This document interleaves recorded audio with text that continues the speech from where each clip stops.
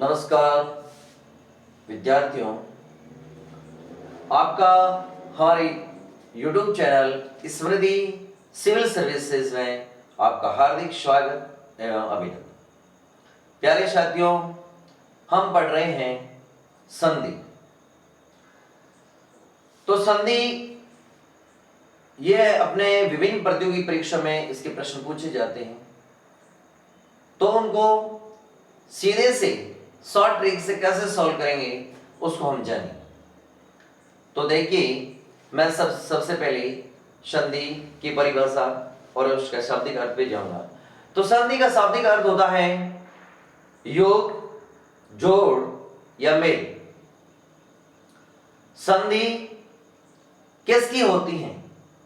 संधि किन की होती है? संधि शब्दों की होती है या संधि वर्णों की होती है? तो आपका आंसर होना चाहिए कि संधि वर्णों की होती है। तो सबसे पहले तो वर्ण जानना जरूरी। तो वर्ण भाषा की सबसे छोटी इकाई होती है। भाषा की सबसे छोटी इकाई जिसके टुकड़े नहीं होते हैं उन्हें वर्ण कहते हैं। तो अपन चलते हैं इन वर्णों को कैसे जोड़ा जाए। तो संधि, हिंदी में संधि मुख्यतः 3 प्रकार की होती है: स्वर संधि, व्यंजन संधि और विसर्ग संधि। अब देखिए, स्वर संधि की एक मुख्य पहचान यह है कि दोनों तरफ स्वर वर्ण होना चाहिए।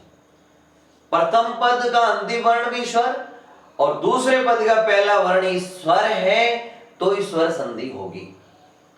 व्यंजन संधि की पहचान यह है कि एक तरफ व्यंजन होना चाहिए। प्रथम पद का अंतिम वर्ण व्यंजन, दूसरे पद का प्रथम वर्ण व्यंजन हो तो वह व्यंजन संधि। स्वर और व्यंजन का मेल हो तो भी व्यंजन संधि। व्यंजन प्लस स्वर का मेल हो तो भी व्यंजन संधि। और फिर चलते हैं अपन विसर्ग संधि। विसर्ग संधि में मुख्य बात, विशेष बात यह है कि प्लस से पहले यानी प्रथम पद का अंतिम वर्ण विसर्ग होगा। दूसरे पद का पहला वर्ण स्वर भी हो सकता है और व्यंजन भी हो सकता है। तो चलिएगा, मैं एक बार संधि के बारे में आपको बताता हूं। अगर पहला पद और दूसरा पद, पहले पद का अंतिम वर्ण और दूसरे पद का पहला वर्ण अगर दोनों ही मिलकर के एक हो जाए तो भी संधि होगी। पहले पद का अंतिम वर्ण ही बदले, दूसरा नहीं बदले तो भी संधि। दूसरे पद का पहला वर्ण बदले तो भी संधि, या दोनों ही वर्ण ने बदले और बीच में नया वर्ण आ जाए तो भी संधि, या दोनों तरफ ही वर्ण बदल जाए, उनकी जगह कोई नया वर्ण दोनों तरफ ही आ जाए तो भी संधि। तो फिर एक होता है संधि और एक होता है संयोग। दो वर्णों के परस्पर मेल से उत्पन्न विकार या परिवर्तन को संधि कहते हैं। और दो वर्ण परस्पर मिलते हैं और विकार या परिवर्तन उत्पन्न नहीं होता है तो वह संयोग होता है। जैसे कि इस शब्द का अंतिम वर्ण ई है और इस शब्द का पहला वर्ण दीर्घ है। ये दोनों ही वर्ण बदलते हैं, दोनों ही मिलकर के एक वर्ण हो जाएगा दीर्घ।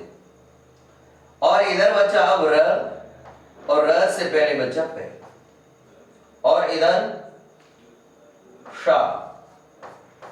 अब ई की मात्रा इस रे को मिल जाएगी परीक्षा। यानी यहां पर आपको एक बात समझ में आई कि इस शब्द का अंतिम वर्ण और इसका पहला वर्ण दोनों मिला और एक बन, यानी यह वर्ण बदलता है और ये दोनों ही बदल करके एक होता है तो भी संधि। अगर ये नहीं बदलता है, ये बदलता है तो भी संधि। ये और ये दोनों ही बदल जाता है, इनके दोनों के स्थान पर नया वर्ड आ जाते हैं पर्टिकुलर तो भी संधि। और ये दोनों ही बदलते नहीं है, बीच में कोई वर्ण आता है तो भी संधि। तो इस तरह यह संधि का नियम है। और संयोग क्या है कि जैसे मैंने कहा कि अन प्लस ए, आपको बोला कि इसमें कौन सी संधि है, तो देखिएगा इस ए की मात्रा ने को मिलेगी और वर्ड बन जाएगा अन। कई कहते सर इसमें संधि हो गई। संधि कैसे हो गई? ए की मात्रा ने को मिली है, फिर मैं उन्हें कहूंगा कि जैसे क है, क के साथ ए की मात्रा आप जोड़ोगे तो क्या बन जाएगा? के बन जाएगा। वैसे ही न के साथ ए की मात्रा जोड़ोगे तो क्या बन जाएगा? ने बन जाएगा। तो यहाँ ए की मात्रा ही जुड़ी है, यानी व्यंजन को स्वर की मात्रा मिली है, कोई चेंज नहीं हुआ है। अगर चेंज नहीं होता है, कोई परिवर्तन नहीं होता है, तो वहां क्या होता है? संयोग होता है। जैसे एक वर्ड है, जैसे मैंने एक शब्द लिखा है रसोई, रसोई प्लस घर, रसोई प्लस घर, और इनको जोड़ा और ये वर्ड बन गया रसोई घर।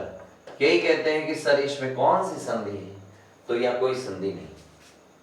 रसोई और घर दोनों एज इट इज जुड़ गई, ये एक संयोग ही हुआ है, कोई परिवर्तन नहीं हुआ है। जैसे मैंने एक वर्ड लिखा सूर्योदय, सूर्योदय, और मैंने लिखा और यहां ऊपर लिखा सूर्य प्लस उदय। यहां पर इस शब्द का अंतिम वर्ण अ और यहां पहला वर्ण ओ दोनों मिलकर के ओ बन। इसका शाब्दिक अर्थ है सूर्य, सूर्य का उदय या सूर्य का उगना, सूर्योदय कहलाता। यानी यहां पर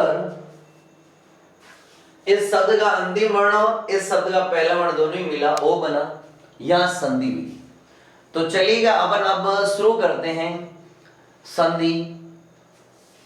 संधि का शाब्दिक अर्थ योग, जोड़ और मेल होता है। हिंदी में संधि मुख्य 3 प्रकार की होती है: स्वर संधि, व्यंजन संधि और विसर्ग संधि। स्वर संधि की मुख्य पहचान है कि दोनों तरफ स्वर होने चाहिए, यानी जैसे ई और ई मिलकर के ई बना। इस संधि की पहचान है कि इधर व्यंजन या स्वर आ सकता है, इधर व्यंजन या स्वर आ सकता है। एक तरफ व्यंजन होगा वह व्यंजन संधि। इसमें 3 नियम निकल करके आते हैं।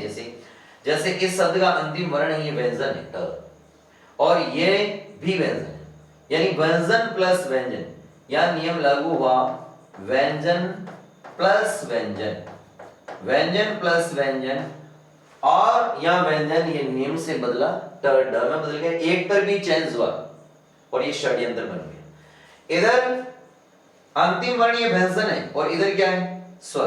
तो यहां पर नियम लागू हुआ व्यंजन प्लस स्वर, व्यंजन प्लस स्वर।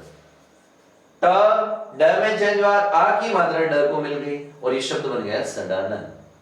इधर देखो, यहां प्र प्लस छन, इस शब्द का अंतिम वर्ण स्वर है और इस शब्द का पहला वर्ण व्यंजन है, और जब ये जुड़ते हैं इधर स्वर और व्यंजन, यानी बीच में च का आगम हो गया, बीच में किसी वर्ण का आगम होता है तो भी वह संधि होती है। तो यह स्वर प्लस व्यंजन जुड़ा, प्रप्रच्छन से प्रच्छन्न बन गया। यानी इसमें 3 तरह की टाइप निकल गए, व्यंजन प्लस व्यंजन, व्यंजन प्लस स्वर, स्वर प्लस व्यंजन। कैसी भी स्थिति हो वह व्यंजन संधि होती है। फिर अपन चलेंगे विसर्ग संधि। विसर्ग संधि में प्लस से पहले विसर्ग का होना अनिवार्य है। वेरी इंपॉर्टेंट, प्लस से पहले क्या होगा? जैसे यहां अपन ने किया है दोनों तरफ स्वर होना चाहिए, वैसे यहां एक तरफ विसर्ग होना चाहिए, तभी वहां विसर्ग संधि होगी। जैसे बाद में स्वर या व्यंजन दोनों में से कोई भी आ सकता है, जैसे मना प्लस हर, यहां पर मनोहर, मनोहर वर्ड बना, यानी यहां व्यंजन आया, यहां पर ये व्यंजन है, हर शब्द ये व्यंजन वर्ण है, और ये वर्ण है, ये वर्ण कहलाएगा यहां, और यह विसर्ग है, ये विसर्ग है। और विसर्ग के बाद व्यंजन आया, जुड़ा व्यंजन संधि मनोहर, और यहां विसर्ग है और उसके बाद स्वर है, यहां स्वर है और यहां ये विसर्ग है, यानी यहां पर फिर ये चेंज हुआ, विसर्ग र में चेंज हो गया, फिर ओ की मात्रा रह को मिली, या विसर्ग ओ में चेंज हुआ और न के साथ ओ की मात्रा जुड़ गई, मनहर बन गया। चलिए अब आगे चलते हैं। अब देखिए, अब ये पहले अपन ने ये बताया कि तीनों संधियां कैसे क्या टाइप होते हैं। अब यहां देखिए संधि, जैसे मैंने सबसे पहले यहां लिखा है स्वर संधि, स्वर संधि। तो स्वर संधि के 5 भेद हैं। कितने भेद हैं? स्वर संधि के 5 भेद होते हैं। स्वर संधि के 5 भेद कौन से होते हैं? दीर्घ स्वर संधि, गुण स्वर संधि और दीर्घ स्वर संधि और गुण स्वर संधि और वृद्धि स्वर संधि और यण स्वर संधि, और या तो ये ठीक है लिखा हुआ है, और यहां आयादी स्वर संधि। देखिएगा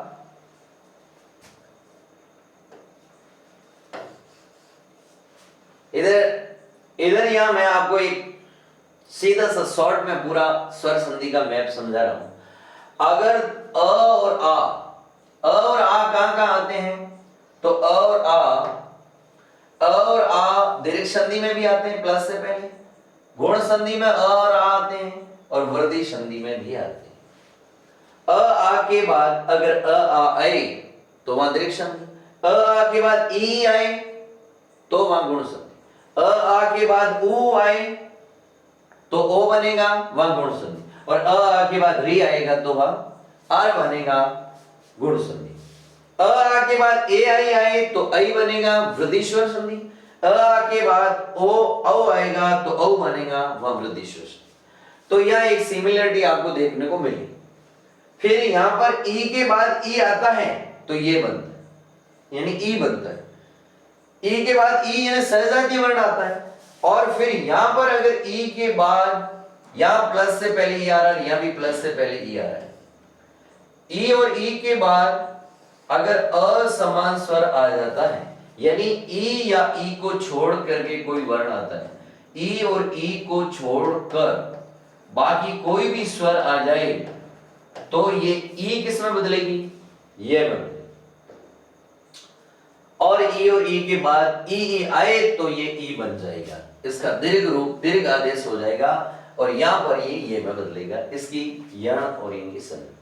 फिर यण की आगे और है, ऊ के बाद अगर ऊ आए तो क्या बनेगा? दीर्घ ऊ, और ऊ के बाद कोई असमान स्वर आ जाता है, यानी ऊ या ऊ को छोड़कर कोई स्वर आए, ओ या ऊ को छोड़कर कोई स्वर आता है तो ये ऊ और ओ किस बदल जाएगा? व में बदल जाएगा। ये ध्यान देने की बात है, ठीक है। और री अपने दीर्घ हिंदी में तो होता नहीं है, संस्कृत में होता है।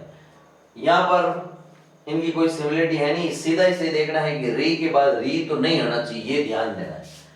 री को छोड़कर कोई वर्ण आता है तो री किस में बदल जाता है? रे में बदल जाता है, और वहां यण स्वर संधि होती है। तो अपन ये 4 पढ़ लिया। अब अयादी में देखो एक खास बात है, क्या है कि देखिए अयादी संधि है, अयादी संधि में खास बात यह है कि प्लस से पहले पद का अंतिम वर्ण ए आई ओ औ इनमें से कोई भी आए और बाद में कोई भी स्वर आ जाए, यानी भले ही ये सहजाति भी क्यों ना आ जाए, सैम क्यों ना आ जाए, तो ए आई में बदलेगा, आई आय में बदलेगा, ओ औ में बदलेगा और औ आव में बदलेगा। ये ध्यान देना है। जैसे कि मैंने लिखा जैसे मैंने एक वर्ड लिखा O plus issue, O plus issue, इस शब्द का अंतिम वर्ण क्या है? ओ, और इधर कौन सा स्वर है? ई, यानी एक स्वर आ गया प्लस के बाद और इधर ओ आए। ओ आते ही ओ को किस में बदलना है? ओ आपको ओ को ओ में बदलना है। अब इधर आपने ओ को अलग किया तो कहां से अलग किया था? ऐसे अलग किया। कहां से अलग किया था? ऐसे अलग किया। अब ह को वापस यहां लिख लो, ह इधर अव लिख दिया, इधर इश्य वर्ड है वो जैसा का तैसा नीचे उतर। अब ह के साथ अ की मात्रा जुड़ेगी यानी व्यंजन है, और बाद में अगर स्वर आता है तो स्वर की मात्रा किसको लगानी है? व्यंजन को लगानी है। तो ह के साथ ह और व के साथ ई की मात्रा जुड़ेगी, ई हर्ष है तो यह व के साथ भी हर्ष मात्रा लगेगी और भविष्य वर्ड बन जाएगा। ऐसे बहुत सारे वर्ड हैं, तो ये अपन ने पढ़ लिया इसका। अब आगे चलते हैं। अब है व्यंजन संधि। व्यंजन संधि के 3 टाइप हैं, 1, 2 और 3। ये 3 टाइप मैंने पहले ही बता चुका हूं। व्यंजन प्लस व्यंजन आए, जैसे यहां पर अंतिम वर्ण व्यंजन है, इस शब्द का अंतिम वर्ण व्यंजन है और इसका पहला वर्ण व्यंजन है। व्यंजन प्लस व्यंजन, फिर ये आगे क ग में बदला और यह चेंज हो गया, दिग्गज बन गया। या एक ही तरफ वर्ड चेंज होता है, भले एक तरफ ही हो वहां संधि होगी। इधर इसका अंतिम वर्ण स्वर है क्योंकि ई स्वर है, और इधर पहला वर्ण श है, वो व्यंजन है। ठीक है, तो स्वर प्लस व्यंजन का यहां संयोग बन गया और बीच में च का आगम हो गया। ठीक है, और इस शब्द का अंतिम वर्ण है वो है व्यंजन, और इस शब्द का पहला वर्ण है वो है स्वर। अब यह स्वर व्यंजन प्लस स्वर बना है, यानी व्यंजन प्लस स्वर बना है। यहां पर स्वर प्लस व्यंजन बना है, यहां पर व्यंजन प्लस व्यंजन बना है। और ये त द में बदल गया, अ की मात्रा फिर इस द को मिल गई और ये शब्द बन गया जगदम्बा।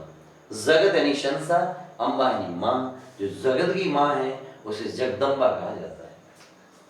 अब अगला है वैशारिक संधि। वैशारिक संधि में देखिए, प्लस से पहले क्या होगा? विसर्ग, और बाद में क्या हो सकता है? व्यंजन भी हो सकता है, स्वर भी हो सकता है। तो यहां मैंने व्यंजन लिखा, जैसे विसर्ग है ये और यहां पहला वर्ण व्यंजन है, ध्यान देना। कई कहते हैं या गड़बड़ी हो जाता है। पहला वर्ण क्या है? ज, क्या है? ज, और यहां विसर्ग है अंतिम वर्ण, ये ध्यान देना। विसर्ग से पहले पूछा जाए न के साथ क्या है? स्वर, यानी न के साथ अ स्वर है, ये ध्यान देना है। न के साथ अ स्वर, उसके बाद विसर्ग। विसर्ग के बाद यहां जय वर्ण आया और यहां जय घोष है, इसलिए ये ओ में बदलेगा और शब्द बन गया मनुष्य। मन में जन्म लेने वाले को मनुष्य कामदेव का प्रिय एनर्जी है। तो इधर देखिए, विसर्ग से स्वर, यहां प्लस से पहले विसर्ग है, देखो यहां प्लस से पहले विसर्ग है, ठीक है, और यहां अ स्वर है, तो विसर्ग यहां किस में बदल रहा है? रे में बदल रहा है। जैसे यहां मैंने विसर्ग को रे में बदला, रे में बदला, विसर्ग रे में बदलते ही अब रे हलंत है, अ की मात्रा मिलते ही र पूरा हो जाएगा और शब्द बन जाएगा पुनर्वलोकन। पुनः अवलोकन, फिर से देखना, पुनः किसी चीज का अवलोकन करना, दोबारा से देखना, उसे पुनरावलोकन कहते हैं। यह शुद्ध और अशुद्ध में आता है। कई बार बच्चे क्या कर देते हैं, इसका पुनरावलोकन करते हैं। पुनरावलोकन क्योंकि वो पूर्वाग्रह से ग्रसित होता है, उसकी आदत पड़ चुकी है कि पुनरावलोकन नहीं होता है, पुनरावलोकन होता है। और यह अशुद्ध वर्ड है, शब्द शुद्धि में आता है, अशुद्ध वर्तनी है, अशुद्ध शब्द है, अशुद्ध शब्द है, पुनरावलोकन शुद्ध वर्ड ये। तो अपन संधि पढ़ेंगे तो बहुत सारी चीजें अपन को ये सीखने को मिलेगी। अब चलो आगे चलते हैं। तो देखिएगा, आज शुरू करेंगे। कल अपन ने दृक् स्वर संधि पढ़ी थी, आज अपन पढ़ेंगे व्यंजन संधि। व्यंजन संधि के बहुत सारे नियम हैं, उसको पढ़ेंगे। तो सबसे पहले अपन इसकी हेडिंग लगाते हैं, सभी अपनी कॉपी में लिखोगे व्यंजन संधि। तो यहां परिभाषा लिखो पहले, सबसे पहले चलिएगा परिभाषा लिखो। व्यंजन संधि की परिभाषा क्या है लिखो, जब व्यंजन अथवा स्वर की बात, स्वर अथवा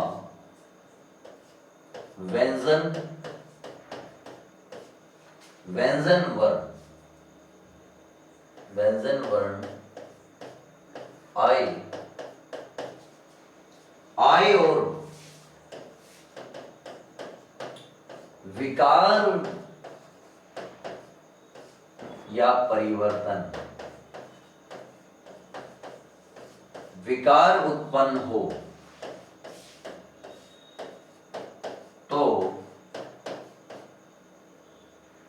वहां व्यंजन संधि होती है। कौन सी संधि होती है? व्यंजन संधि होती है। ठीक है, अगर विकार उत्पन्न नहीं होता है तो वहां व्यंजन संधि नहीं होती, ये भी ध्यान रखना। ठीक है, जैसे कि कई संयोग के उदाहरण भी आते हैं, जैसे मैंने शब्द लिखा उत्तधन कर्ष, फिर इसको आप जोड़ोगे तो ये शब्द बन जाएगा उत्कर्ष। इसमें किसी प्रकार का परिवर्तन नहीं है, यहाँ व्यंजन है और यहाँ भी व्यंजन प्लस व्यंजन जुड़ा है लेकिन संधि नहीं, यानी विकार उत्पन्न हो तो ही संधि है, नहीं तो क्या हो जाएगा? नहीं तो संयोग हो जाएगा। जैसे मैंने शब्द लिखा जगत प्लस नाहत, और ये शब्द जुड़ जाएगा और बन जाएगा जगन्नाथ। जगत के नाथ को जगन्नाथ कहते हैं। तो चलिएगा अपन शुरू करते हैं आगे और नियम नंबर फर्स्ट लिखते हैं, व्यंजन संधि का पहला नियम। तो लिखिएगा आप अपनी कॉपी में नियम नंबर फर्स्ट, प्रथम वर्ण का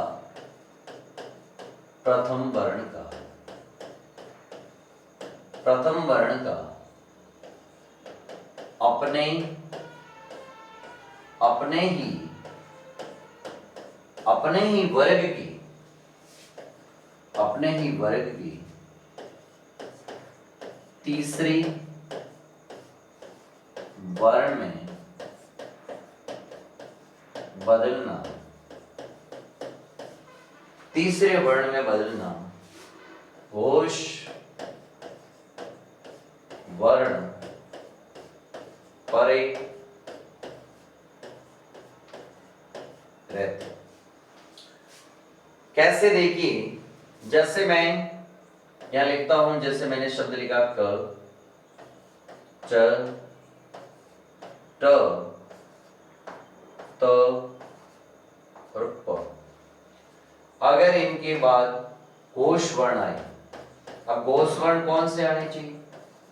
जैसा आपको मैं पहले ही बता चुका हूं कि घोष वर्ण कौन से होते, तो आपको वो ध्यान रखना है कि घोष कौन से होते, घोष कौन से। तो वहां घोष, यहां घोष कौन कौन से आने चाहिए? जैसे सभी स्वर, कोई भी स्वर आ सकता है और सारे स्वर घोष वर्ण है, और स्वरों की संख्या 11 है, ये ध्यान। प्रत्येक वर्ग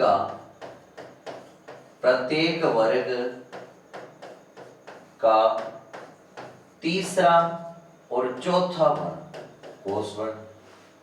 जैसे क वर्ग का तीसरा ग और घ, च वर्ग का तीसरा ज और झ,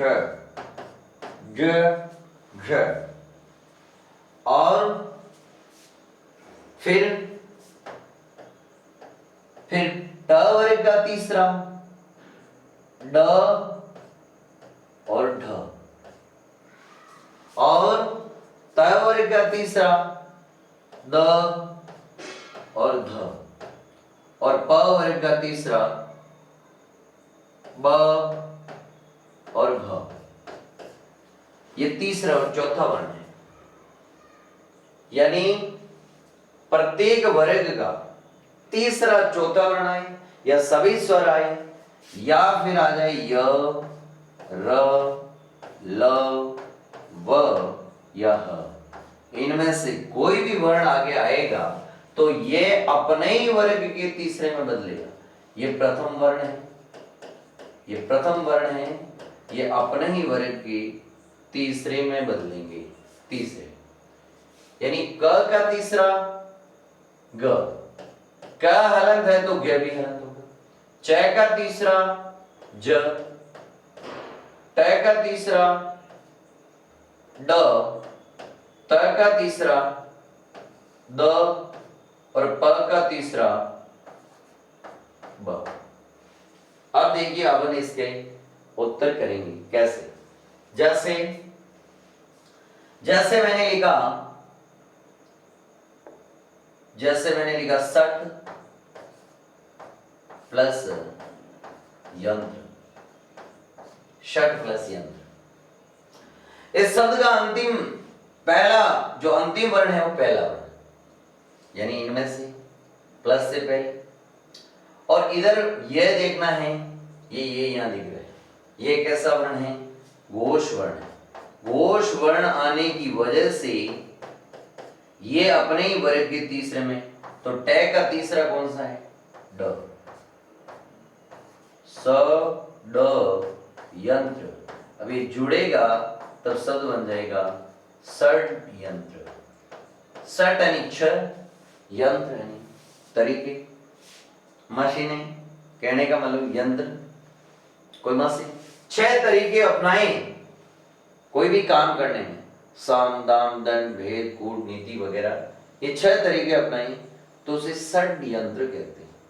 षड्यंत्र इससे काम किया। जैसे इसी का मैंने लिखा सट प्लस आनंद। या ये आ कैसा वर्ण है? आ स्वर है, स्वर किसमें आते हैं? घोष में। ये कौन सा वर्ण है? पहला। इसलिए ये अपने ही वर्ग के तीसरे में बदलेगा। ट का तीसरा है ड और ये बन जाएगा सड प्लस। अब ये आनंद जोड़ा, आनंद का अर्थ है मुख, आनंद का मीन्स होता है मुख। अब आ की मात्रा ड को मिलेगी तो ये बन जाएगा सट आनंद। सट है आनंद जिसकी वह, इसका तीसरा अर्थ भी निकलता है कार्तिकेय, शिवजी के पुत्र कार्तिकेय को षडानंद कहते हैं। पति वर्णे 4 मुख, पुत्र वर्णे 5 मुख, नाती वर्णे 6 मुख, तदवी नई नई।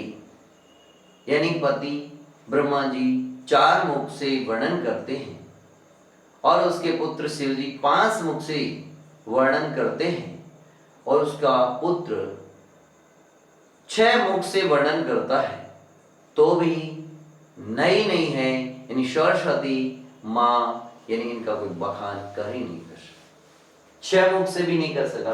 तो षडानंद बहुरी समास है इसके अंदर, लेकिन समास में भी संधि बढ़ी जाएगी और स्वर में भी बढ़ी जाएगी।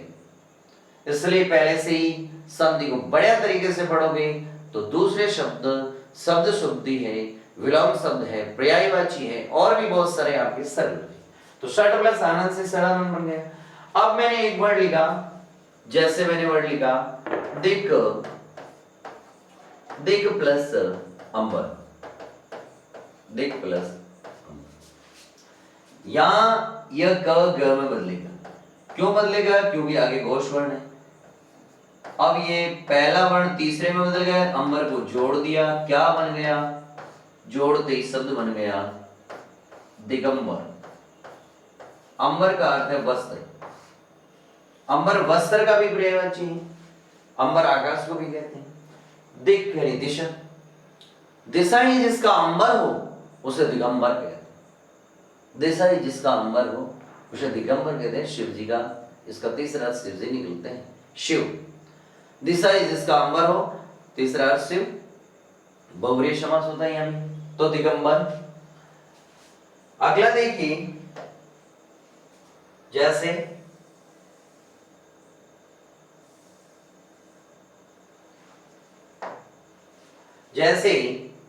मैंने यह वर्ड लिखा,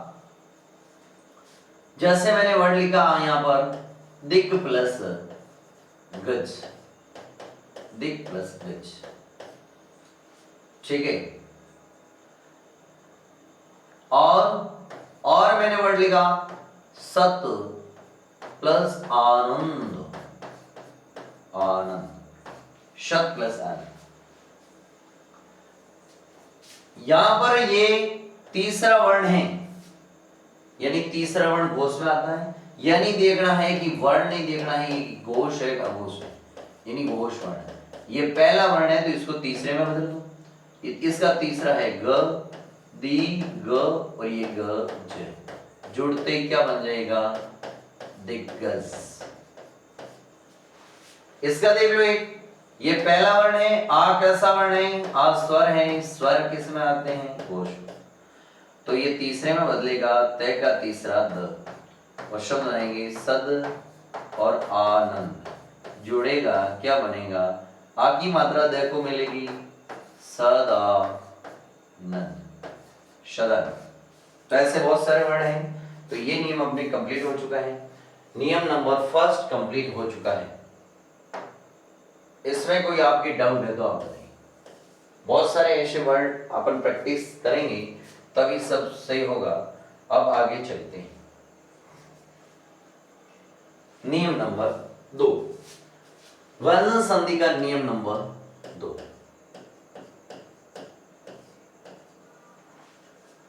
दो नियम ये कहता है, प्रथम वर्ण का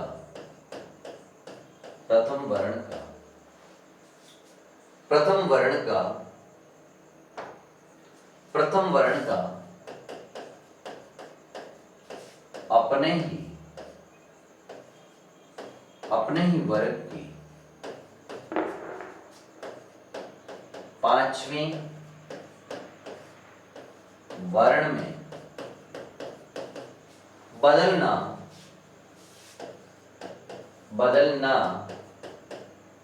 पंचम वर्ण परे रहते, पंचम वर्ण परे रहते। परे का अर्थ है बाद या पश्चात। पहला वर्ण अपने ही वर्ग के पांचवें वर्ण में बदलेगा। जैसे मैं यह पहला वर्ण लिखता हूं, जैसे क, च, ट, त और प। यहां मैं पंचम वर्ण लिखता हूं। पंचम वर्ण कौन कौन से होते हैं? प्रत्येक वर्गों का अंत का वर्ण पंचम। जैसे क का पांचवा ग, च का पांचवा य, फिर हण, न और म।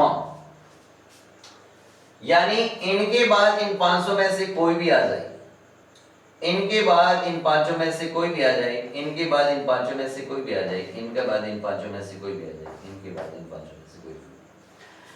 तो ये वर्ण, ये जो प्रथम वर्ण है, ये प्रथम वर्ण यानी पहला वर्ण अपने ही वर्ग के पांचवें में बदलेगा। ये अपने ही वर्ग के पांचवें बदलेगा। कैसे बदलेगा? देखो, पांचवा, क का पांचवा होता है ग, च का पांचवा होता है य, ट का पांचवा होता है हण, और त का पांचवा होता है न, और प का पांचवा होता है म। अब यहाँ आपको एक चीज दिख रही है कि ये सब स्वर सहित किए हुए हैं और ये हलंत है। ये हलंत है तो ये भी हलंत ही होंगे, ये ध्यान देना। ठीक है, सबसे पहला वर्ड मैं यहाँ लिखता हूं उदाहरण के लिए। फॉर एग्जाम्पल, उदाहरण के लिए मैंने लिखा वाक धनमय, वाक धनमय। यानी ये पांचवा वर्ण है और यह पहला वर्ण है, यानी यह 15 बनता है, 15 का 25 55 करना है। क्या करना है, यानी ये पांचवा आते ही इसको पांचवें बदलना है और इसका पांचवा होता है ग, वा ग म ये, और ये शब्द हो जाएगा वांगमय, निराला जी का वांगमय। ठीक है, वाक यानी वाणी, तो उसकी संपूर्ण वाणी, ठीक है, उसे वांगमय बोलते हैं। वैसे ही और देखिए वर्ड मैंने लिखा, जैसे वर्ड लिखा मैंने चित्त, चित्त धन मय, और मैंने शब्द लिखा जगत प्लस नाथ। और भी बहुत सारे वर्ड होते हैं, ठीक है, जैसे ये पहला है, ये 5, इसको 55 में करो, इसको 5 में करो, ये भी 5 हो जाएगा और ये वर्ड बन जाएगा इसका 5वां नय, और ये वर्ड आएगा चिन्मय, चित्त धनमय का चिन्मय, जगत धननाथ का य जग, ये तीसरे में, इसका तीसरा है, इसका 5वां है न, ये भी स्वर रहित तो ये भी स्वर रहित होगा, ये वाला जोड़ दो और ये शब्द बन जाएगा जगन्नाथ, जगत के नाम जगत। यहां मैं एक संधि युक्त शब्द दे रहा हूं, जैसे एक वर्ड दिया मैंने शरण मास और एक वर्ड दिया मैंने तन्मय, और यहां आपको बोला कि इसको अलग, तो कैसे अलग करोगे, अलग ही पहचाने की 2 पंचम वर्ण दिखने चाहिए। यहां 5वां वर्ण दिख रहा है और यहां भी 5, यहां 5वां दिख रहा है, ये 5, इसको वापस आप क्या करो 15 में बदलो, तो 15 में बदलोगे तो इसके नीचे प्लस का निशान लगाओ और इधर तो 5वां ही रखो, लेकिन यहां चेंज कर दो, ये अपने ही वर्ग की, इसको पहले में बदल दो, अणे का पहला वर्ण है ट, तो यहां बन जाएगा स त, छठ का छ, और जुड़ेगा षट धनमास क्षणमास, जुड़ दे, यहां भी यही स्थिति बनती है, इसको वापस 15 में कन्वर्ट करिएगा तो इसका, इस नए का पहला वर्ण त है और तत् धनमय से तन्मय बनता है, ठीक है, तन्मय होकर के पढ़े, ठीक है, तन्मयता से पढ़े तो ये सारी संधि की परेशानियां आपके लिए मिट जाएगी। अब आगे चलते हैं अपन, ये नियम नंबर 2 हो गया, ठीक है, इसमें आपको ध्यान यही देखना है कि प्लस के बाद अगर 5वां वर्ण आता है, प्लस के बाद अगर 5वां वर्ण आता है, इनके बाद इनमें से कोई भी, इनके बाद इनमें से कोई भी आए, इनके बाद इनमें से कोई भी आए, इनके बाद इनमें से कोई भी आए, इनके बाद इनमें से कोई भी आए, तो ये अपने ही वर्ग की किस्मत लेगी, 5वें में बदलेंगे, ये ध्यान रखना है, यानी 55, 15 है, 15 का 55 हो जाएगा, ठीक है, ये पहला वर्ण है, ये 5वां है, ये 5वां है, ये अगर संधि युक्त शब्द में 55 दिखे तो उसको वापस 15 में डालना है, ठीक है, ऐसे, यानी इसको चेंज करना नहीं, इसको 5वां है उसको पहले में बदल दो, बस ये सिंपल सी शॉर्ट ट्रिक है, इसको भी अपनी जहन में रखना, दिमाग में रखना, शॉर्ट ट्रिक प्रश्न सॉल्व करने में बहुत मदद करती है। अब आगे चलते हैं अपन, इस संधि का तीसरा नियम, नियम 3, तीसरे नियम को कहेंगे तल संबंधी नियम, तल संबंधी नियम, ये थोड़ी अलग स्थिति बनती है, इसका ध्यान देना है, तल संबंधी, शॉर्ट ही है, ज्यादा नहीं है, एक एक इसके लिमिट उदाहरणी है, ठीक है, लेकिन ये भी अपने दिमाग में होना चाहिए। तल संबंधी नियम, पहला इसका टाइप है, अगर त के बाद च आता है तो तय भी च में बदल जाएगी, और और वर्ड बन जाएगा चच।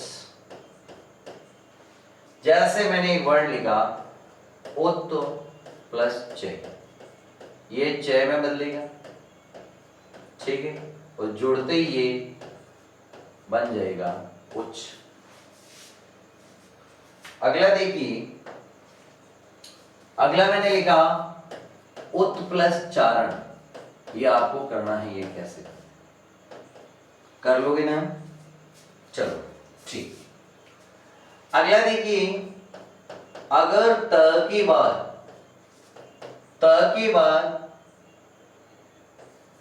ख, त के बाद ख आता है तो ये च, ये त च में बदलेगा और आगे ऐसा जोड़ा बन जाएगा,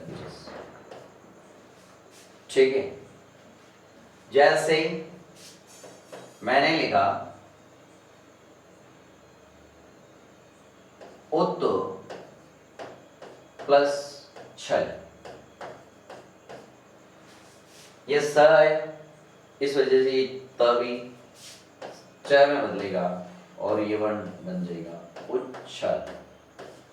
उच्छल जलधि तरंग, उतनी ऊपर, ठीक है। इसी के बाद अगला तीसरा, त के बाद अगर जय आता है तो त भी किस बदलेगा, जय में, और ये वर्ड बन जाएगा जस। जैसे मैंने एक वर्ड लिखा प्रोत प्लस ज्वल, प्रोत प्लस ज्वल, इस शब्द का अंतिम वर्ण क्या है, यानी त, इधर क्या है जय, तय के बाद जय आता तो ये भी जय में बदलेगा, और ऐसे ये हलंत है तो ये भी हलंत, और ये शब्द ऐसे बन जाएगा प्रो ज जवल, प्रोज्वल। और इसके लिए सबसे बहुचर्चित टॉपिक, सबसे बहुचर्चित शब्द उत प्लस ज्वल, हर जगह ये आपको गलत मिलेगा। मैं आपकी उज्जवल भविष्य की कामना करता हूं, लेकिन वो उज्जवल की कामना तो करता है लेकिन यह गड़बड़ कर देता है। तय के बाद जय आता है तो तय तो जय में बदलेगा, लेकिन अब ये ऊ का ऊ लिखा, यहाँ जय व ले। अब आपको करना क्या है कि आपको ये ज हलंत है तो हलंत करो, ये भी हलंत है तो इसको हलंत में रखना है। ये शब्द शुद्धि अशुद्धि में बहुत आते हैं, और क्या करते हैं कि कई लोग इसको ऐसे लिख देते हैं ओ ज वाले, ये रॉन्ग हो जाता है, ये क्या हो जाता है, ये गलत हो जाता है, ये गलत है, अशुद्ध वर्ड हो जाता है, क्योंकि यहाँ फिर अपन स्वर ला देते हैं, यहाँ स्वर है ही नहीं तो फिर यहाँ स्वर कहां से, तो उत प्लस ज्वल से उज्ज्वल बनता है, ये राइट वर्ड है शब्द शुद्धि की दृष्टि से, ठीक है। आगे चलते हैं, जैसे चौथा, त के बाद अगर झ आता है तो ये त ज में बदलेगा और वर्ड हो जाएगा जस। जैसे मैंने एक वर्ड लिखा उत प्लस झंकार, तो ये त ज में बदलेगा और ये वर्ड बन जाएंगे ओ ज झंकार, उज्जन, ठीक है। और आगे देखिए,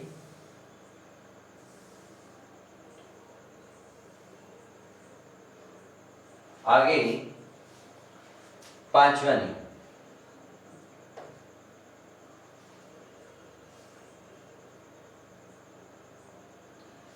इसका पांचवा नियम देखते हैं। अगर तय के बाद अगर ट आता है तो त भी ट में बदल जाएगा, टट बन जाएगा। जैसे मैंने लिखा तत् प्लस टीका, क्या बनेगा, ये त ट में बदलेगा और आगे वर्ड बन जाएगा त ट टी का, तट्टिका। ठीक है, अब आगे चलते हैं अपन नियम नंबर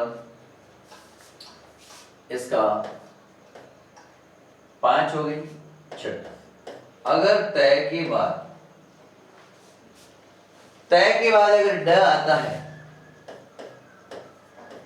तो ये त भी ड में बदल जाएगा और वर्ड बन जाएगा। जैसे मैंने एक वर्ड लिखा उत प्लस दयन, क्या बनेगा, उड्डयन, नागरिक उड्डयन विभाग। उत प्लस दयन से क्या बन जाएगा, उड्डयन। अगला मैंने लिखा 7वां, अगर त के बाद ले आता है तो ये त भी ल में बदल जाएगा और लल बन जाएगा। जैसे मैंने एक वर्ड लिखा उत प्लस लेख, तो त ल में बदला और वर्ड बन जाएगा उल्लेख। जैसे मैंने शब्द लिखा उत प्लस लास, जैसे शब्द लिखा तत् प्लस लीन, यहां पर त ल में बदलेगा क्योंकि आगे ले आने की वजह से, और यहां भी त ल में बदलेगा क्योंकि आगे ले, और यहां वर्ड बन जाएगा उल्लास, और यहां वर्ड बन जाएगा तल्लीन। तल्लीन होकर के पढ़े, उल्लास का अर्थ होता है हर्ष या खुशी। तो देखिए यहां पर ये पहला नियम है और आगे घोष वर्ण आ रहा है। यूं भी देख रहे हैं कि पहले नियम में अपन ने पढ़ा था, लेकिन ये त संबंधी नियम अलग है। तय के बाद भले घोष वर्ण क्यों ना आए, तय का अपना रूल है, तो तय संबंधी नियम को देख लेना है। तय के बाद अगर इनमें से कोई स्थिति नहीं बनती है, जैसे च, श, झ, ट और ड, ल और ये स्थिति नहीं बनती है तो तय तीसरे में बदलेगा, नहीं तो अगले वाले के समान जो इस नियम में जो बताया है उसके अनुसार होगा। इसमें तो एक सेम तो यहां नहीं बन रहा है, यहां नहीं बन रहा है, इसको ध्यान देना। यहां तय च में बदलेगा या त ज में बदलेगा, बाकी सब में सेम जगह सेम हो रहा है। ठीक है, अगला वाला जैसा वर्ण है वैसा होगा। अब इसके ये 2 नियम और हैं।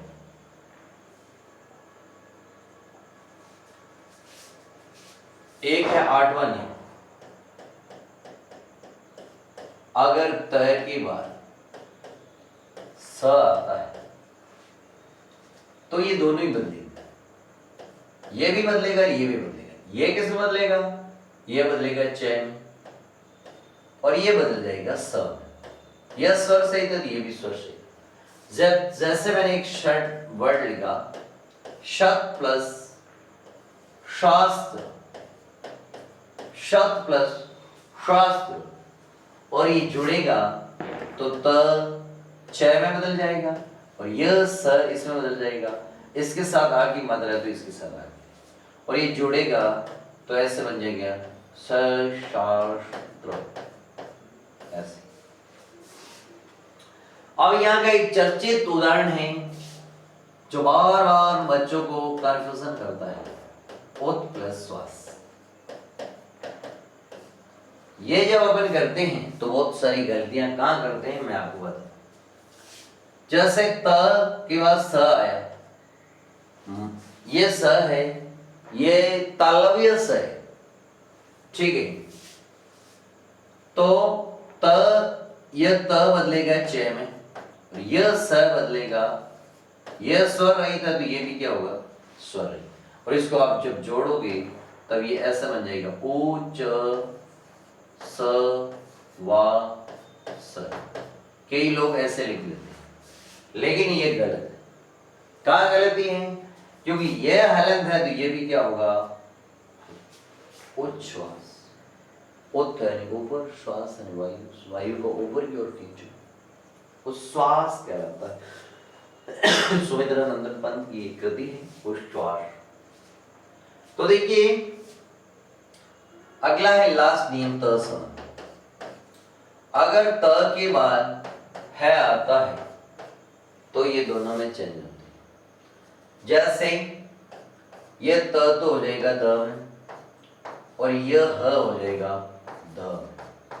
इसके उदाहरण देखिए, जैसे मैंने शब्द लिखा पथ प्लस हति,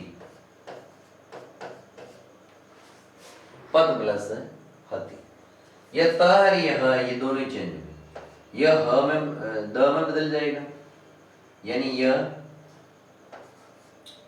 ये जो है ये द में बदलेगा और ये ह है ये द में बदलेगा। यह स्वर सहित है तो ये भी क्या होगा, स्वर सहित होगा। और ये वर्ड ऐसे बन जाएंगे प द ध ति, प द ध ति। और इसको आप ऐसे भी लिख सकते हो, द के नीचे ध लिख करके ऐसे भी आप संयुक्त बना सकते हो। पद्धति सिस्टम, कोई पद्धति प्रणाली। एक वर्ड मैंने और लिखा तत् प्लस हित, और मैंने लिखा उत प्लस आर। और भी बहुत सारे वर्ड होते हैं लेकिन आपको इतना से समझना। जैसे ये त है ये ह है तो त तो बदल जाएगा द में और ह बदल जाएगा ध। इसके साथ ई की मात्रा तो इसके साथ भी ई की लग जाएगी और ये जब जोड़ेंगे तब ऐसे बन जाएगा त द धी त। लेकिन इसका संयुक्त रूप दोनों का मिलाना है तो इसको ऐसे करेंगे, द और द के नीचे करेंगे द और ई की मात्रा इसको लगेगी, ई की मात्रा द को है ध्यान रखना। तद्धित, तद्दन हित से तद्धित वर्ड बनता है। तद्धित एक प्रत्यय है जो संज्ञा सर्वनाम और विशेषण शब्दों के पीछे लगते हैं, वो तद्धित प्रत्यय कहलाते हैं। ठीक है।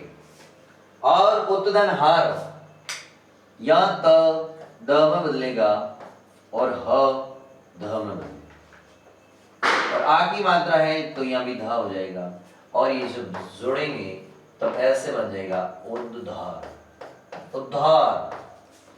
इनका संयुक्त रूप ऐसे लिख सकते हैं, द के नीचे ऐसे ध लिख करके उद्धार। भगवान भक्तों का उद्धार करते हैं।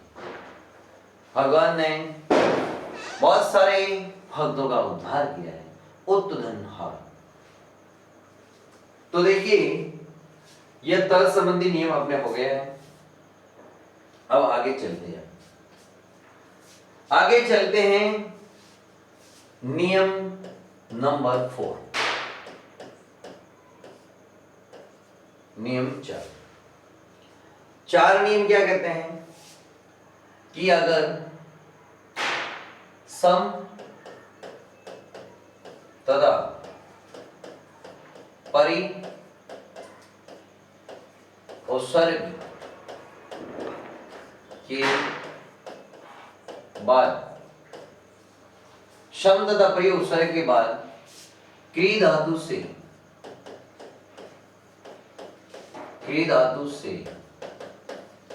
बने शम तथा परि उपसर्ग के बाद क्री धातु से बने शब्द आने पर कर्मशः दंतीय शकार ईश तथा मूर्धन्य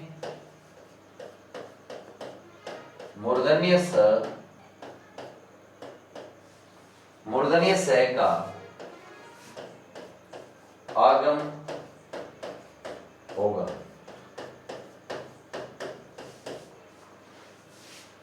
सम तथा परि उपसर्ग के बाद क्री धातु से बने शब्द आने पर कर्मशः दंत्य स तथा मूर्धन्य स का आगम। दंत्य का मतलब जीभ दांतों को स्पर्श करेगी, मूर्धन्य स में जीभ मूर्धा के टच करेगी। उच्चारण स्थान मुख्य रूप से तो 5 है, ठीक है। कंठ, तालु, मुर्दा, दंत और ओष्ठ।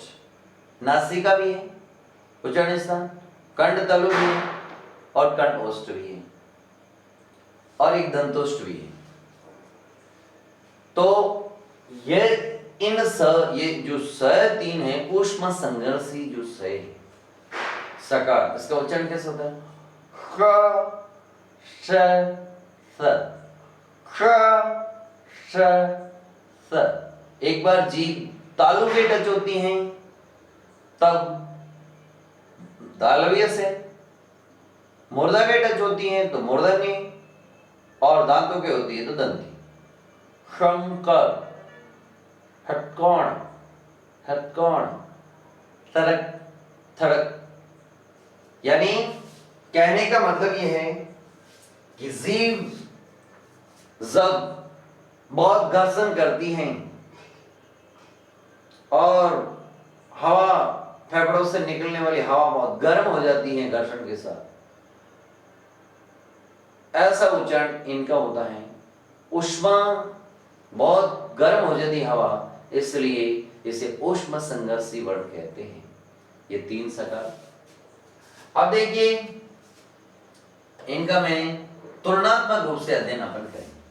इधर सम और क्री धातु से बने शब्द लिखेंगे। जैसे सबसे पहले लिखेंगे कृत, और ये शब्द जब लिखेंगे तब क्या बनेगा? क्री धातु से बने शब्द लिखा, ठीक है। समधन कृत से ही अब देखो म का तो अनुस्वार हो जाएगा, मैं का क्या हो जाएगा? अनुस्वार। यह अनुस्वार में बदल जाएगा, बीच में दंत्य स का आगम होगा। सम के बाद क्री धातु से संस्कृत। वैसे 5-6 वर्ण है ये। सम प्लस कार, सम प्लस करण, शम प्लस कृति, सम प्लस कारक और सम प्लस कर्ता। इसको आप जोड़ोगे तो क्या बनेगा? इस म है, इन सब का क्या करना है? इस मैं को आपको अनुस्वार करना, मो अनुस्वार, मो अनुस्वार, म का अनुस्वार में करना, मो अनुस्वार संधि है। कहने का मतलब संस्कृत में होती है, अपने तो यहाँ सीधे अपन करेंगे। शब्दंकार, संस्कार, मैं का अनुस्वार बना करके बीच में स का आगम कर दिया। शब्दंकरण से क्या बनेगा? संस्करण बनेगा। शब्दंकरण से क्या बनेगा? संस्करण। समधन कृति से संस्कृति, समधन कारक से संस्कारक और शमधन कर्ता से संस्कर्ता। ये वर्ड। अब इधर देखिए, इधर अपन लिखते हैं परि। परि उपसर्ग के बाद क्री धातु से बने शब्द आने पर, धातु से बने शब्द आने पर क्या चेंज होता है देखिए। जैसे इसके सामने ही लिखते हैं सभी, ठीक है। जैसे देखिए परि प्लस कृत क्या बनेगा? परिष्कृत। बीच में किसका आगम हो जाएगा? आगम आने पर, धातु से बने शब्द आने पर स का आगम, यहां स आ जाएगा ऑटोमेटिक। और यहां किसका आगम होगा?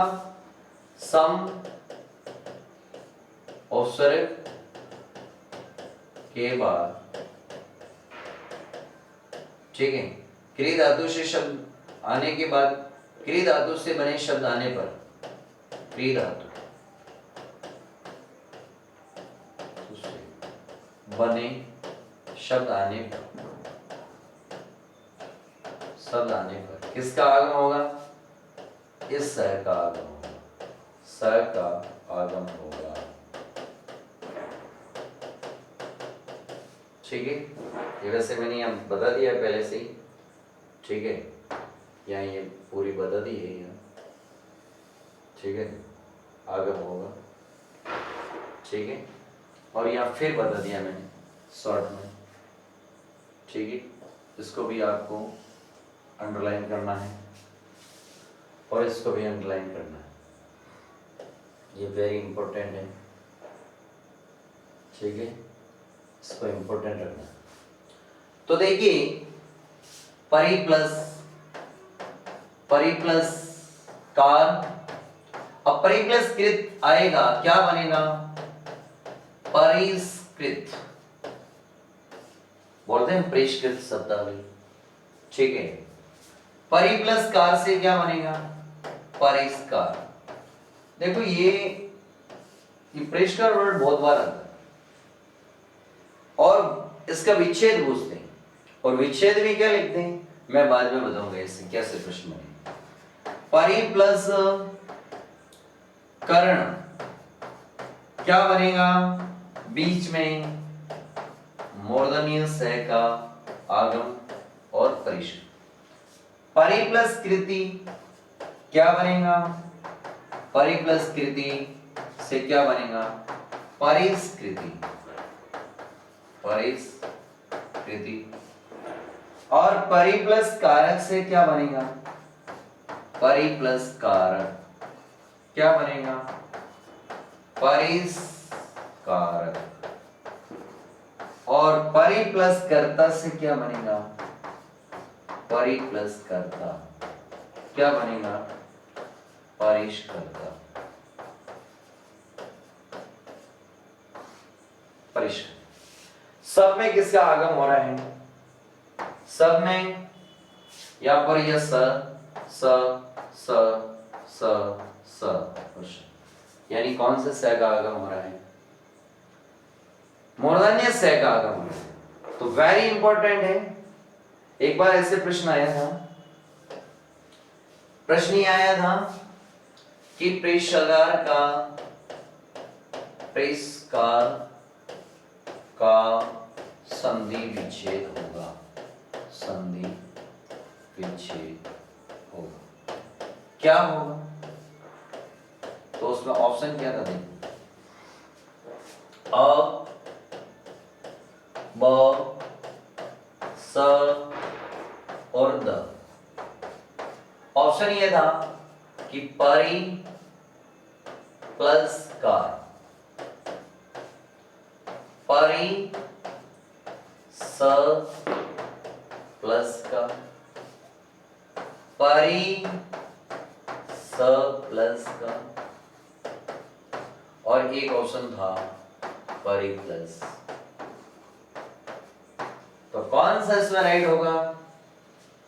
तो कई क्या करते हैं जल्दबाजी में, ये पहला करते हैं, तो पहला रॉन्ग है, ये रॉन्ग है। कई क्या करते हैं यहाँ स है, यहाँ सीधा ये जुड़ रहा है, चलो ठीक है इसको कर, ये भी रॉन्ग। कई ये कर देते ये स बाद में उस स में चेंज होता है, ये भी रॉन्ग। यानी ये प्रश्न राइट है। परि प्लस का, परि के बाद क्रिया धातु से बने शब्द आने पर परिष्कार वर्ड बनता है। वेरी वेरी एग्जाम की दृष्टि से ये क्वेश्चन है, ये क्वेश्चन वेरी वेरी इंपॉर्टेंट है, हर बार पूछा जाता है और अपन जल्दबाजी में कर देते हैं, बाकी आता सब है। ये विसर्ग देखते, हाँ ये जो विसर्ग है जो इस समय बदला है, बस देखते नहीं है डायरेक्ट, लेकिन ऐसा होता नहीं, जैसा अपन सोचते वैसा होता नहीं है, होता तो कुछ और है, अलग होता है। तो नियम अपन ने पहले का तीसरे में, फिर पहला पांचवें में, फिर तत्संबंधी नियम, फिर ये अब अपन पढ़ेंगे सहसंबंधी नियम 5, नियम 5 संबंधी नियम। इसके लिमिटेड उदाहरण है, अपन देख लेते हैं। सहसंबंधी इसमें यूं लिखना है कि जब, डेफिनेशन में लिखो, जब प्रथम पद का अंतिम वर्ण स्वर हो और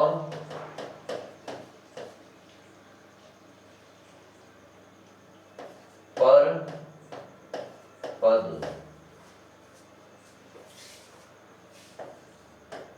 का प्रारंभ स वर्ण से हो तो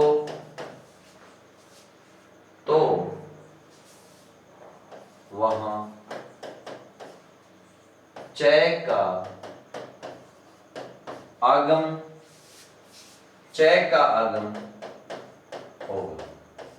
ये कई बार इसके प्रश्न आते हैं। एक बार राजस्थान हाईकोर्ट में ये प्रश्न आया था। क्या आया था? प्रश्न ये था, जैसे इसके उदाहरण देखिए, आ प्लस छादन, आ प्लस छादन, ये जुड़ते ही यानी स्वर है और उसके बाद छ वर्ण है, तो आपको बीच में किसका आगम करना है? सीधा सही बीच में च का आगम करना है और आच्छादन करना है। ऐसे बहुत सारे वर्ण हैं, जैसे वी पच्छेद, ठीक है, अनु प्लस छेद, प्र प्लस छन, परि प्लस छेद,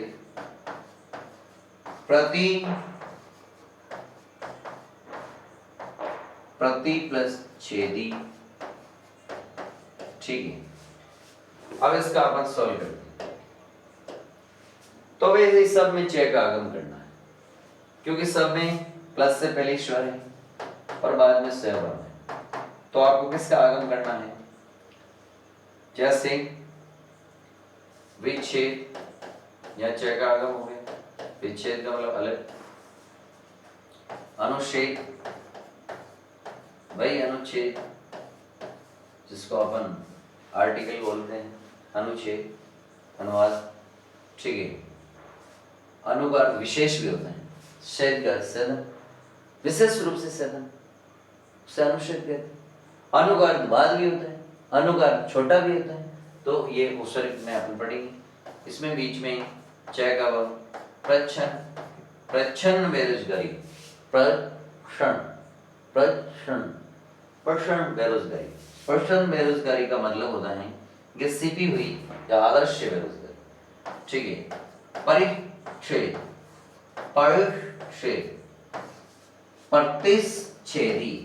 प्रतिच्छेदी, ठीक है। तो ये ऐसे बनता है, ठीक है। तो ये अपनी, आपको ये जानना सहसंबंधी नियम, ठीक है। सहसंबंधी नियम, जब प्रथम पद का अंतिम वर्ण स्वर हो और पर पद, पर यानी बाद में लिख दो, बाद में या पर पद का प्रारंभ छ वर्ण से हो तो वहां च का आगम होगा, ठीक है। तो ये कुछ विशेष ऐसे उदाहरण है इसकी 4-5, ठीक है। तो इसको देख लीजिए, 5-6 उदाहरण है, नोट कर लीजिएगा। ये प्रश्न हाईकोर्ट भर्ती एग्जाम है, एलडीसी हाईकोर्ट भर्ती exam, high court,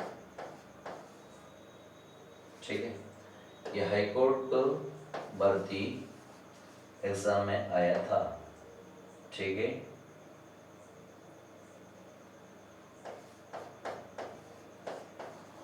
high court LDC exam में आया था ये, ठीक है। आ चुका प्रश्न exam, high court LDC exam यानी एलडीसी परीक्षा के अंदर ही प्रश्न आ चुके हैं, और भी बहुत सारी विभिन्न परीक्षा में आता रहता है, तो आप इसको ध्यान देना। आगे चलते हैं। अब अपने इसके 5 नियम कर लिए। अब आगे चलेंगे नियम, कुछ और नियम है, ठीक है। अब वो कौन से नियम हैं, तो लिखना है स का स में, स का स में, और त का ट में, थ का छ में परिवर्तन कैसे करेंगे वो अगली। जैसे देखिए, जैसे एक वर्ड लिखा मैंने अभी धन से, यहां पर ये बाद वाला जो स है ये चेंज हो जाएगा और किस में हो जाएगा, मूर्धनी, और ये ऐसे बन जाएगा अभी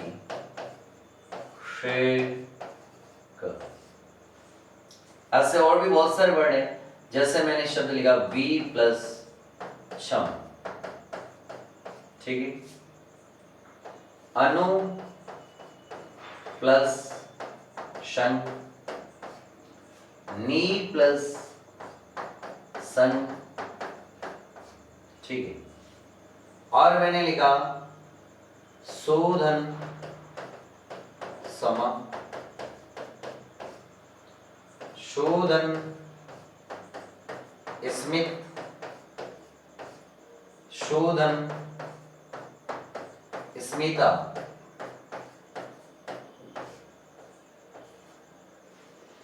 शोधन स्मिता, स्मिता, निधन सेद, निधन शेद, निधन सिद्धि,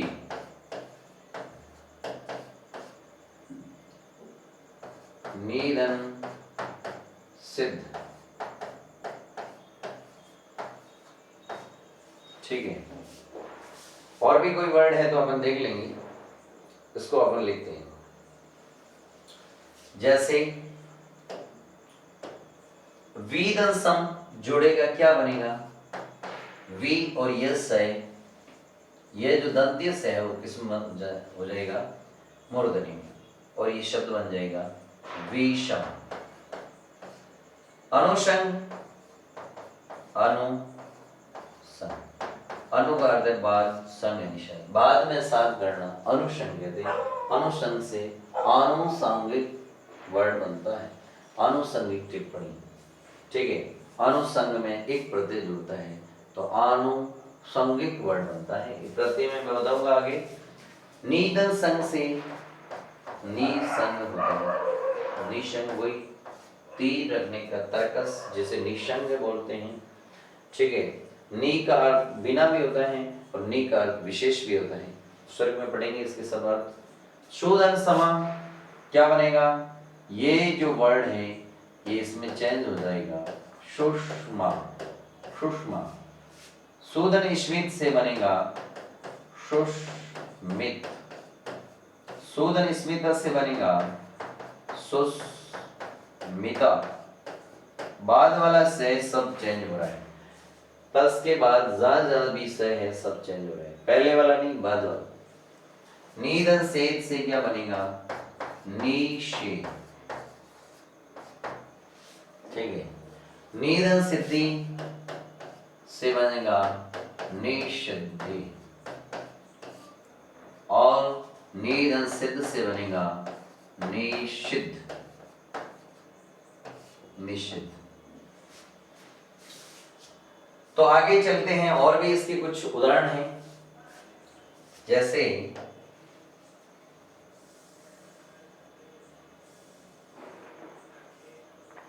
देखिएगा, जैसे मैंने शब्द लिखा अगला,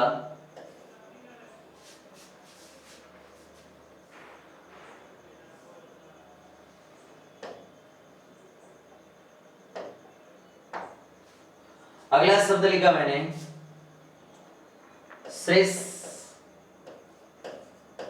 श्रेष्ठदंती। यहां पर त आता है तो वो किस में बदलेगा? ट। तो यहां त है, ये किस में बदल जाएगा? ट।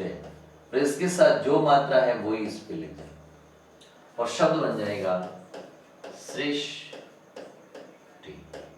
आधा स होता है, स्वर रहित होता है, उस पीछे वाले जो ई की मात्रा है उसको घुमा करके उसके साथ में लेने से शब्द का सौंदर्य बढ़ जाता है। अगला मैंने लिखा श्रेष्ठ प्लस ता, पुष प्लस ती, पुष प्लस त। तो श्रेष्ठ प्लस ता से क्या बने? श्रेष्ठा। पुष प्लस ती से पुष्टि, और पुष प्लस तय से पुष्ट, हस्त पुष्ट। सृष्टा, सृष्टि का सृजन करने वाला, रचने वाला सृष्टा, सृष्टि जगत संसार। अब आगे देखिए, थ में बदल देगा। एक जैसे वर्ड कुछ ऐसे और भी हैं, जैसे मैंने एक वर्ड लिखा प्रति प्लस स्था, यहां पर ये भी चेंज होगा, ये भी होगा। थर्ड ठ में हो जाएगा, और ये इधर वाले चेंज नहीं हुए, इधर वाले पीछे वाले बाद प्लस के बाद वाले चेंज। जैसे प्रति प्लस स्था से यह शब्द प्रतिष्ठा बन जाए। प्रतिष्ठा करते हैं मान, सम्मान, इज्जत, आबरू। तो प्रति प्लस स्था से क्या बना? प्रतिष्ठा। ऐसे ही मैंने वर्ड लिखा अनु प्लस स्थान, तो क्या बनेगा? अनुष्ठान। क्या बनेगा? अनुष्ठान। यह लगातार दो वर्ड चेंज हो रहे हैं, क्योंकि ये स्वर रहित है, ये भी हो रहा है, और बाद वाला स्वर सहित नहीं हो तब तक चेंज करना है। ठीक है। अगला मैंने शब्द लिखा प्रति प्लस स्थान, यहां ये दोनों ही वर्ड चेंज हो गए और शब्द बन जाएगा प्रतिष्ठान। अब आपको ध्यान देना है कि ये स्वर रहित है और ये भी। अब देखो ये चेंज होने का कारण क्या? लगातार दो। कारण ये है कि व्यंजन का कभी उच्चारण होता नहीं, और उसके उच्चारण के लिए स्वर की मात्रा लगानी पड़ती है। तो यहां पर अनु प्लस स्थान, ये स बहुत कम बोला जाता है, ठीक है, बहुत हल्के वे में। और इस स के बाद वाला जो वर्ण है, मूर्धनी से तुरंत तालवी पर, दंत पर नहीं जा सकती जीभ, इसलिए बाद वाले वर्ण को ही किस में बदलना है? मतलब मूर्धनी में बदलना है। यानी ये दंत्य है, दंत्य को मूर्धनी, दोनों ही मूर्धनी करो। पहले वाला स्वर रहित और बाद वाला स्वर सहित, दोनों को आप दंत्य से मूर्धनी में बदलो, क्योंकि भाषा में उच्चारण को प्रधानता दी जाती है, उच्चारण सही होना चाहिए। ठीक है। अगला मैंने शब्द लिखा नी प्लस स्था, नी प्लस स्था, तो यहां बनेगा निष्ठा। किसी कार्य के प्रति आपकी निष्ठा, विशेष रूप से आप स्थिर हो उसके प्रति, निष्ठा कहलाता है। ठीक है। अगला मैंने वर्ड लिखा जैसे आदि प्लस स्थाता, आदि प्लस स्थाता, ये जब जुड़ेगा जब बन जाएगा अधिष्ठाता।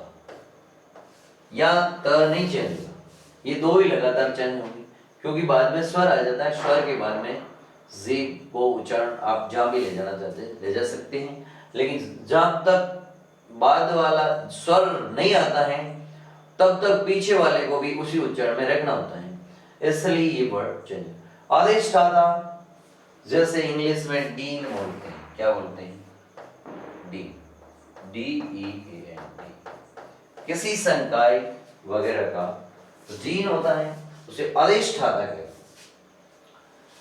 तो ये हुई है अपनी संधि। आप इसमें देख लीजिए, वेरी वेरी इंपॉर्टेंट है ये वर्ड, वेरी वेरी इंपॉर्टेंट, इसको आप नोट कीजिएगा।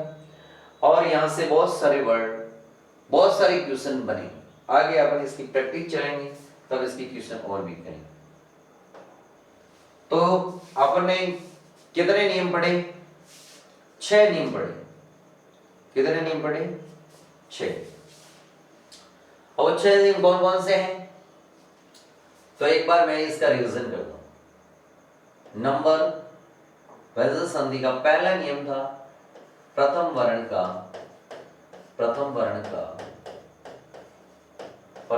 का तीसरे वर्ण में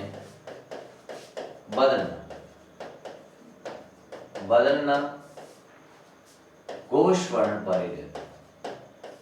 पहला वर्ण प्रथम वर्ण अपने ही वर्ग की तीसरे वर्ण में बदलेगा।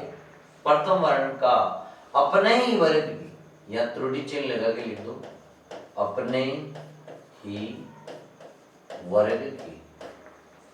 ही वर्ग की तीसरे वर्ण में बदलना घोष वर्ण परे का पश्चात या बाद भी हो सकता है, घोष वर्ण परे रहते। ठीक है, फिर देखिए, फिर दूसरा है कि प्रथम वर्ण का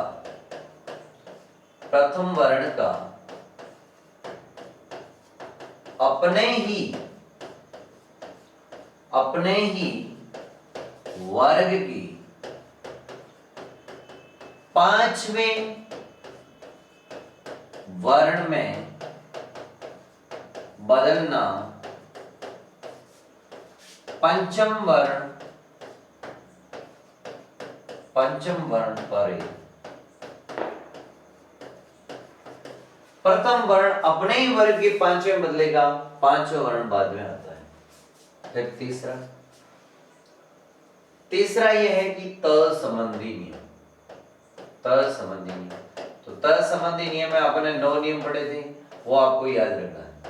त संबंधी नियम में 9 नियम आपको याद रखना है कि अगर चय के बाद चय आता है, तय के बाद चय आता है तो तय भी चय में, तय के बाद स आता है तो तय भी चय में, तय के बाद जय आता है तो तय भी जय में, और तय के बाद जय आता है तो तय जय में, तय के बाद ट आता है तो त में, तय के बाद ड आता है तो त ड में, और तय के बाद ल आता है तो भी तो त ल में बदलेगा, और तय के बाद अगर श आता है, तालव्य श आता है, तो दोनों ही चेंज हो जाएगी। एक तो त च में हो जाएगा और श में हो जाएगा।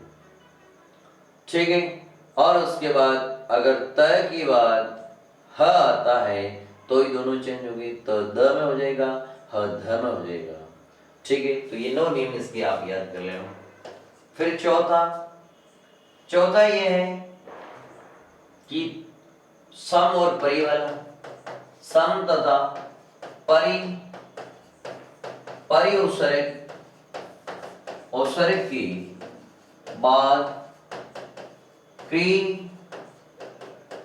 धातु से बने शब्द आने पर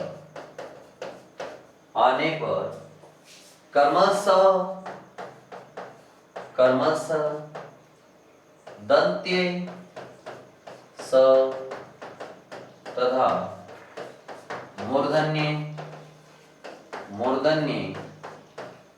मूर्धन्ये स का आगम होगा, कर्मस्य दंत्यस्य और मूर्धन्यस्य का आगम होगा, ये देख लेना।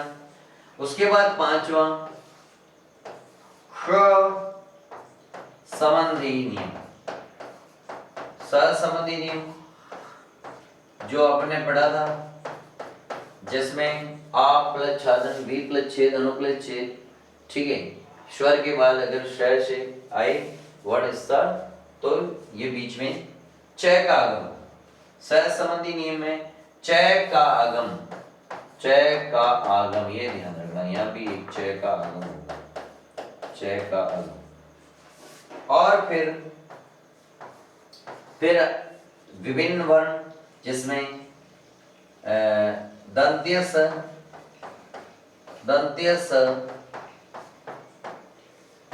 का मूर्धन्य स में बदलना, मूर्धन्य स में बदलना, ठीक है। त का ट में परिवर्तन और थ का ठ में परिवर्तन। ये 6 नियम आपने पढ़ लिए हैं, ब्रीफ से आपने फिर कर लिया दोबारा, तो इसको अच्छे से आप कर लेना। व्यंजन संधि में इसके अलावा और कुछ भी शेष नहीं रहता है। इससे संबंधित और भी आप उदाहरण देख सकते हैं, लेकिन नियम यही लागू होंगे और यही आएंगे, तो एक बार इसे अच्छे से कर लें, ठीक है। तो दोस्तों अब आगे मिलते हैं अपन विषयक संधि। आज इतना ही, अगले एपिसोड में विषयक संधि को अपन पूरा पढ़ेंगे। तब तक आप इनको एक बार रिवीजन करेंगे। हिंदी के बारे में मैं आपको बात बताता हूं कि ये अपनी मातृभाषा है। निज भाषा उनती अहे, निज भाषा उनती अहे, सब उनती को मूल, निज भाषा उनती अहे, सब उनती को मूल, बिन निज भाषा ज्ञान की मिटे न हे गुसु। निज यानी अपनी, अपनी भाषा के बिना जो मन की वेदना है, ये पीड़ा है, उसको दूर नहीं किया जा सकता। आप कितनी भी ऐसी फॉरेन लैंग्वेज सीख जाएं, लेकिन अपनी भाषा को नहीं भूलें, क्योंकि जो कलाएं हैं विभिन्न प्रकार की, जो भी है वो अपनी भाषा में करने से और अपनी कलाओं का, अपने लोक नृत्य, लोक नाट्य, लोक गायन का अपनी भाषा में प्रचारित करने से मन की वेदना दूर होती है। तो भारतेंदु हरिश्चंद्र ने ये पंक्ति को कही थी। थैंक यू, धन्यवाद।